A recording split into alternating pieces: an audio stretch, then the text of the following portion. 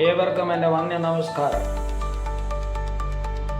Prayer ക്ലിനിക്കിൽ നിന്ന് വീണ്ടും ഞങ്ങൾക്കൊരു എപ്പിസോഡുമായിട്ട് ഞങ്ങൾ കടന്നു വരുന്നു. എൻ്റെ പേര് ഡോക്ടർ രാജു.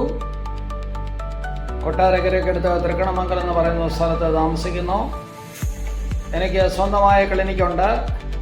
ആ ക്ലിനിക്കിൽ എല്ലാവിധ ചികിത്സകളും ലഭ്യമാണ്. തിരുവനന്തപുരം മെഡിക്കൽ കോളേജിൽ നിന്ന് പഠിച്ച് ബിരുദാനന്ത ബിരുദം അഹമ്മദാബാദ് ഗവൺമെൻറ് മെഡിക്കൽ കോളേജിൽ നിന്ന് കരസ്ഥമാക്കി ചെയ്ത ഒരാളാണ് ഞാൻ. 1983 ബാച്ചാണ് ഞാൻ. ഇന്ന് ഞാൻ നിങ്ങളോട് പറയാനായിട്ട് ഉദ്ദേശിക്കുന്നത് ഒരു പ്രത്യേക അസുഖത്തെക്കുറിച്ചാണ്. ചെവിയിലെ പൂപ്പൽ എന്ന് പറയുന്ന അസുഖത്തെക്കുറിച്ചാണ്. ശരീരത്തിൻ്റെ ഏത് ഭാഗത്തും പൂപ്പൽ വരാം. എന്നാൽ ഈ ഫംഗസ് ഇൻഫെക്ഷൻ എന്ന് പറയുന്നത് ചെവിയിൽ പ്രത്യേകിച്ച് കൂടുതൽ വരാം. പൊതുവെ പറയുന്നത് ദേഹത്ത് ഏറ്റവും കൂടുതൽ പൂപ്പൽ എവിടെ കാണാമെന്ന് ചോദിച്ചാൽ അതിന് ഉത്തരം ചെവിക്കാണ്. അതിനെ ടെക്നിക്കലായിട്ട് നമ്മൾ ഓട്ടോമൈക്കോസിസ് എന്ന് പറയും. അതിൻ്റെ ലക്ഷണങ്ങൾ എന്താണെന്ന് അറിയണ്ടേ?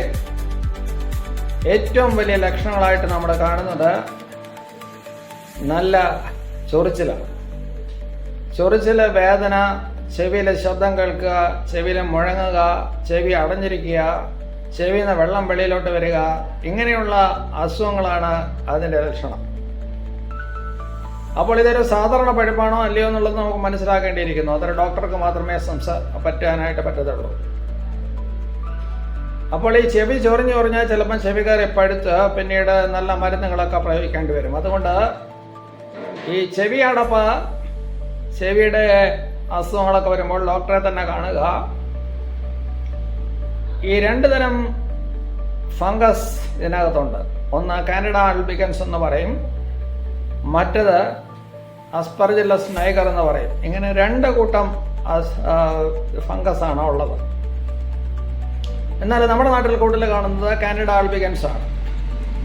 അപ്പോൾ ഞങ്ങൾ ഈ യന്ത്രം വെച്ച് നോക്കുന്നതായിട്ടുള്ള സമയത്ത് ഞങ്ങൾ കാണാൻ പറയുന്നത് ഒരു പഞ്ഞിയെപ്പോലെ ഇരിക്കുന്ന ഒരു സാധനം, അല്ലെങ്കിൽ ഒരു ഗാർഡൻ ഓഫ് ഫ്ലവേഴ്സ്, ഒരു പൂക്കളുടെ ഉദ്യാനം പോലെ ഇരിക്കുന്ന സ്ഥലം പോലെ ഇരിക്കുന്നു, അല്ലെങ്കിൽ നല്ല തൈര് പോലെ ഇരിക്കുന്നു, അല്ലെങ്കിൽ വരും ഡിസ്ചാർജ്, ഇല്ലെങ്കിൽ ചിലപ്പം മഞ്ഞ നിറത്തിൽ വരുന്നു, ചിലപ്പം വല്ലാത്ത സ്മെല്ലായിരിക്കും. ഇങ്ങനെ എന്തായിരുന്നാലും അത് കറക്റ്റായിട്ട് ഡയഗ്നോസ് ചെയ്യണം. പ്രമേഹ രോഗികളിൽ അത് വളരെ കൂടുതലായിട്ട് കണ്ടുവരുന്നു. ഇപ്പോൾ അതിൻ്റെ ചികിത്സയെക്കുറിച്ച് ഞാൻ അവരായിട്ട് പറയാൻ പോകുകയാണ്. അത് മറ്റു ഇതിൽ നിന്ന് നമ്മൾ വ്യത്യസ്തമാക്കിപ്പെടുത്തണം. അതിൻ്റെ ചികിത്സാ രീതി എന്ന് പറയുന്നത് ഒന്ന് ചെവി വൃത്തിയാക്കുക. ഏറ്റവും വലിയ പ്രാധാന്യം ഇത് കൊടുക്കുന്നത് അത് വെള്ളമടിച്ചോ അല്ലാതോ ഈ അഴുക്കിനെ വെളിക്കളയുക, സക്ഷൻ ചെയ്തോ വെളിയിൽ കളയുക. എന്നിട്ട് അത് തുടച്ച് വൃത്തിയാക്കിയതിന് ശേഷം ചില ഡ്രോപ്സ് ഉണ്ട്. ആ ഡ്രോപ്സുകൾ നിങ്ങൾ ഒഴിക്കുക. നിങ്ങൾ ഒഴിക്കുമ്പോൾ അത് ചെവിയുടെ ഈ ഭാഗം മുകളിലോട്ട് പിടിച്ച് ഈ കനാല് നേരെയാക്കിയിട്ട് വേണം ഒഴിക്കാൻ. ചില പ്രായമുള്ള ആൾക്കാരിൽ കനാല് വളരെ നാരോ ആയിട്ട് കാണുന്നു. അങ്ങനെയുള്ളവർ പ്രത്യേകിച്ച് മറ്റുള്ള ആൾക്കാർ ഒഴിക്കണം. ഈ ഒഴിക്കുമ്പോൾ പ്രത്യേകം ശ്രദ്ധിക്കേണ്ടത് നമുക്ക് തന്നെ എല്ലാം കഴിയുമെന്ന് വിചാരിച്ച് നമ്മൾ കയറി അങ്ങ് ഒഴിക്കരുത്. വേറെ ഒരാളെ വിളിച്ച് ഒഴിപ്പിക്കണം. ഇല്ലെങ്കിൽ നമ്മുടെ വീട്ടിലുള്ള ആളവരെ ഒഴിച്ചിട്ട് അവിടെ 15 മിനിറ്റ് കിടക്കണം. ഇങ്ങനെ ദിവസം 3 പ്രാവശ്യം ചെയ്താൽ ഈ പൂപ്പൽ വരത്തില്ല. ഈ പൂപ്പൽ എന്ന് പറയുമ്പോൾ ഏതാണ്ട് വലിയ പൂപ്പൽ അങ്ങനെയല്ല. ഈ ബ്രെഡ് മൗൾഡ്, അല്ലെങ്കിൽ നമ്മൾ പഴകിയ ബ്രെഡ് നമ്മൾ വാങ്ങിക്കുമ്പോൾ അതിൽ കാണുന്ന ഈ പൂപ്പൽ തന്നെയാണ് ഇവിടെയും കാണുന്നത്. അപ്പോൾ ഈ കാണുന്ന പൂപ്പലിനെ വൃത്തിയാക്കി അതിന് വേണ്ടതായിട്ടുള്ള മരുന്നുകളോ ചിലപ്പോൾ ആൻറ്റിബയോട്ടിക്സോ കൊടുക്കേണ്ടി വരും. അങ്ങനെ ചിലപ്പോൾ 1 മാസമോ 2 മാസം 2 ആഴ്ചയോ ഒക്കെ ഈ തുള്ളി മരുന്ന് ഒഴിക്കേണ്ടി വരും. അത് ഓരോരുത്തരുടെ അസുഖങ്ങളനുസരിച്ച്. അതേസമയം പ്രമേഹം എന്ന് പറയുന്ന അസുഖം നിങ്ങൾ നിയന്ത്രിക്കുകയും വേണം. ഇങ്ങനെ നിയന്ത്രിച്ചാൽ നിങ്ങൾക്ക് ഈ അസുഖത്തെ കൺട്രോൾ ചെയ്യാനായിട്ട് പറ്റും. ഇതാണ് ചെവിയിലെ പൂപ്പലിനെ കുറിച്ച് എനിക്ക് പറയാനുള്ളത്.